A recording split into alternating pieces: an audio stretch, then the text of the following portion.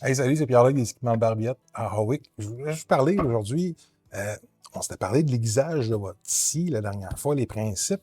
Je vais juste présenter un outil là, qui va super bien pour les faire. Petit outil manuel. C'est sûr que nous, on les aiguise. Là. Vous nous les amener, là, ça va vous faire plaisir. On va la passer sur la machine, puis on est tout équipé ici, puis on va vous les aiguiser. Là, ça vous tente pas pantoute, là, mais si vous êtes en forêt, puis vous voulez vous leur donner un petit peu de tranchant là, à votre chaîne, là, mais on a des bons outils. Ça ici, comment ça marche? C'est un outil 2 dans 1, de style, super le fun. Premièrement, là, pour aiguiser une chaîne, là, il va falloir venir bloquer votre lame dans un étau pour pas que ça grouille de gauche à droite. Ça grouille, là, oubliez ça, là, vous ne serez jamais capable de limer votre chaîne. Euh, Ça peut être un étau d'établi où ils vendent des étaux chez Style qu'on va venir brancher dans une bûche, là, puis qu'on va venir jammer la lame dedans.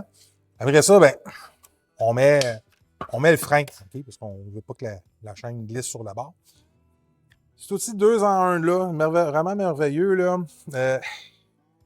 En gros, c'est que je vais venir me mettre parallèle à la barre.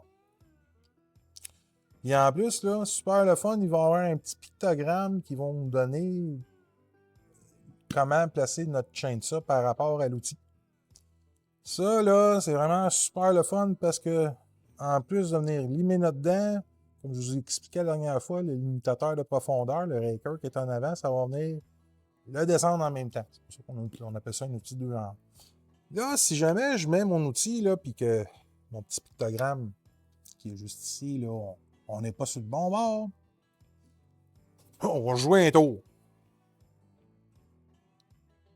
Ah, là, on n'est pas correct. Comment ça qu'on n'est pas correct? C'est quoi cette affaire-là? Pourtant, on est parallèle avec notre barre, comme j'expliquais.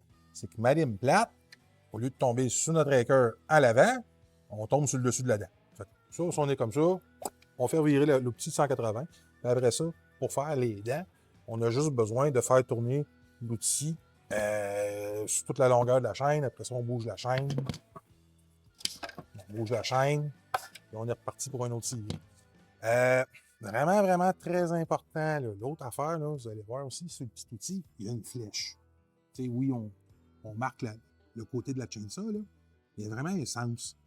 Des limes, là, c'est pas fait pour travailler dans les deux sens. Ça a vraiment juste un sens unique. Parce que si vous faites va-et-vient avec votre lime, là, c'est plate, là, vous venez de la scraper. Fait que, bien important, alignez-vous qu'on la lime plate soit sur le raker, puis après ça, je prenais le bon sens. Bon, l'autre affaire que j'aime bien, c'est que les limes sont interchangeables. Mais, pour la 325, de la grosse 3.8, de la petite 3.8, ben, chaque porte-lime est spécifique. On ne peut pas faire toutes les grosseurs de scie avec juste un porte-lime. Le premier que j'ai vendu, quand c'est apparu, c'est un monsieur qui est sorti du bois. Il m'en a acheté une. Puis, une semaine après, quand il est finalement sorti, là, il trouvait que ça allait tellement bien qu'il dit Pierre-Luc, donne-moi toute la gang, j'ai besoin de ça pour chez nous.